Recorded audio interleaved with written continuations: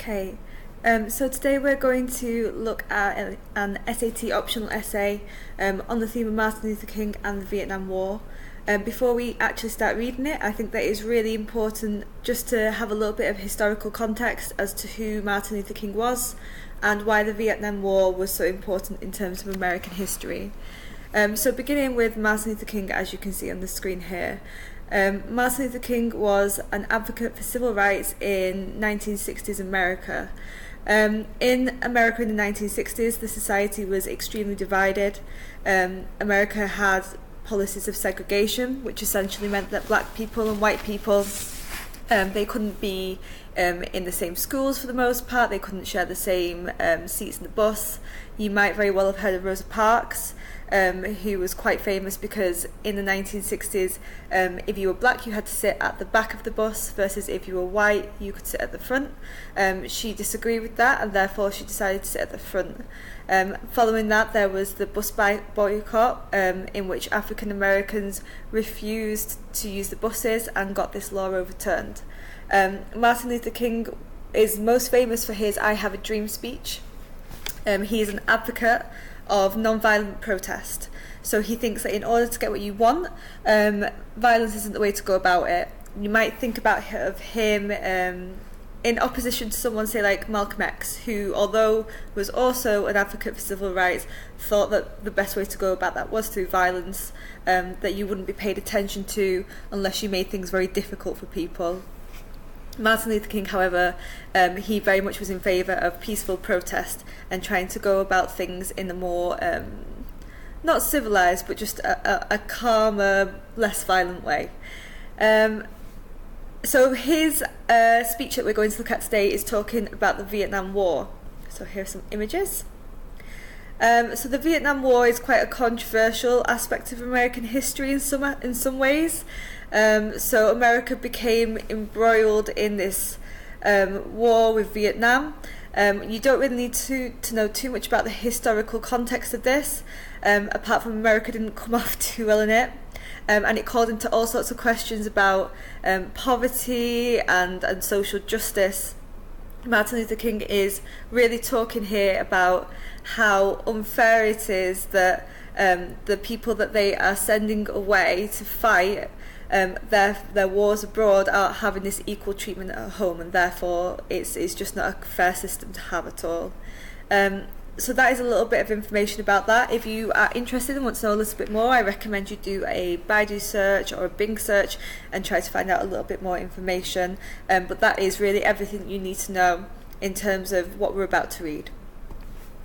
So here is the practice essay. You will find this on Moodle under Year 12 English SAT, and then if you go down to the optional essay, click onto the resources file and it will be there. It is called Martin Luther King, MLK and Vietnam War. So I'm going to start off just by reading it out loud, give you a chance to take in some of the words and the actual meaning, and then we will go through some of the language devices, some of the argument structures that we can find within this essay. As we go through, if you do need to pause and find out what any words mean, then I would recommend that you do that. If there are any words that I think that you really will not know, then I will pause to tell you that as well as we go. So the SAT question you can see here. As you read the passage below, consider how Martin Luther King Jr. uses evidence such as facts or examples to support claims, reasoning to develop ideas and connect claims and evidence, stylistic or persuasive elements such as word choice or appeals to emotion to add power to the ideas expressed. So just have that in your head. How is he developing that argument? What is his argument? I think that's the most important thing to think of now, just as we're reading, that the comprehension needs to be there. The analysis can come later on in the video. So here we go. I will zoom in a little bit so you can see a bit better. There we go. A bit bigger? Yes, okay. Since I am a preacher by calling, I suppose it is not surprising that I have major reasons for bringing Vietnam into the field of my moral vision.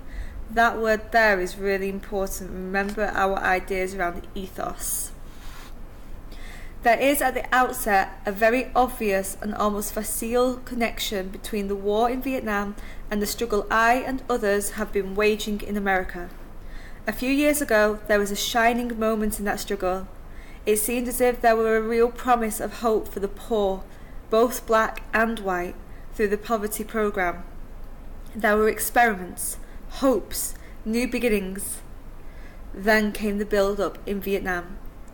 And I watched this program broken and eviscerated, as if it was some idle political plaything of society gone mad on war. And I knew America would never invest the necessary funds or energies in rehabilitation of its poor, so long as adventures like Vietnam continue to draw men and skills and money like some demonic destructive suction tube. So, I was increasingly compelled to see the war as an enemy of the poor and to attack it as such. Perhaps a more tragic recognition of reality took place when it became clear to me that the war was doing far more than devastating the hopes of the poor at home. It was sending their sons and their brothers and their husbands to fight and to die in extraordinarily high proportions relative to the rest of the population. We were taking the black young men who had been crippled by our society and sending them 8,000 miles away to guarantee liberties in Southeast Asia, which had not found in Southwest Georgia and East Harlem. And so we had been repeatedly faced with the cruel irony of watching Negro and white boys on TV screens as they kill and die together for a nation that has been unable to seat them together in the same schools. And so we watch them in brutal solidarity burning the huts of a poor village, but we realised they would hardly live in the same block in Chicago. I could not be silent in the face of such cruel manipulation of the poor. One word that I think that you may not know here is Negro, which basically means black person. Note in this paragraph how you see that although black and white people are put in opposition to each other, that actually they're united by this struggle of the war. It's the idea of irony that although they cannot go to the same school, they cannot sit together at the same bus, they can fight together in the same war and they can die together. He is criticising the hypocrisy of America here in a very, very effective way, I think. Let's scroll down to the next page. My next reason moves to an even deeper level of awareness, for it grows out of my experience in the ghettos of the North over the last 3 years, especially the last 3 summers. This word ghettos here, that refers to poor slums, poor neighbourhoods in which mostly black people lived in America. So these really, really poor living conditions he's talking about that black people were forced to endure really during that period in America, and some still to this day. I have walked among the desperate, rejected and angry men. I have told them that Molotov cocktails and rifles would not solve their problems. That's like a bomb. I have tried to offer them my deepest compassion while maintaining my conviction that social change comes most meaningfully through non-violent action. But they ask, and rightly so, what about Vietnam? They ask if our own nation wasn't using massive doses of violence to solve its problems, to bring about the changes it wanted. Their questions hit home, and I knew that I could never again raise my voice against the violence of the oppressed in the ghettos without having first spoken clearly to the greatest purveyor of violence in the world today, my own government. For the sake of those boys, for the sake of this government, for the sake of hundreds of thousands trembling under our violence, I cannot be silent. For those who ask the question, are you a civil rights leader, and thereby mean to exclude me from the movement for peace, I have this further answer. In 1957, when a group of us formed in the Southern Christian Leadership Conference, we chose as our motto to save the soul of America.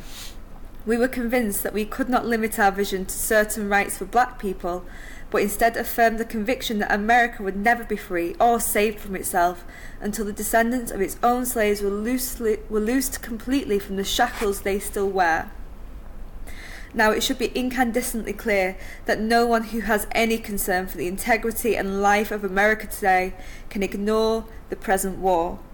If America's soul becomes totally poisoned, part of the autopsy must read, Vietnam. It can never be saved so long as it destroys the deepest hopes of men the world over. So it is that those of us who are yet determined that America will be, are led down the path of protest and dissent, working for the health of our land. Then the SAT question says, write an essay in which you explain how Martin Luther King Jr. builds an argument to persuade his audience that American involvement in the Vietnam War is unjust. That means unfair, morally incorrect. In your essay, analyse how King uses one or more of the features listed in the box above, or features of your own choice, to strengthen the logic and persuasiveness of his argument. Be sure that your analysis focuses on the most relevant features of the passage. So you shouldn't be picking out features just because you spot them. Those features should be building up his argument. They should be talking about how the war is unjust. If you're picking out similes from elsewhere that don't relate back to that unjust war, then you're not answering the question. You should explain whether you agree with King's claims. You should not explain, not explain whether you agree with King's claims, but rather explain how King builds an argument to persuade his audience. So you're really looking here, how does he build the argument? Well, part of that is through those stylistic elements, through those modes of persuasion. And how does it persuade his audience? So you're really thinking about what techniques is he using, how does that build his argument, how would it persuade the reader that he is correct? I'm going to pause this video here now, and there will be another video that will analyse the stylistic elements after you have watched this. Okay.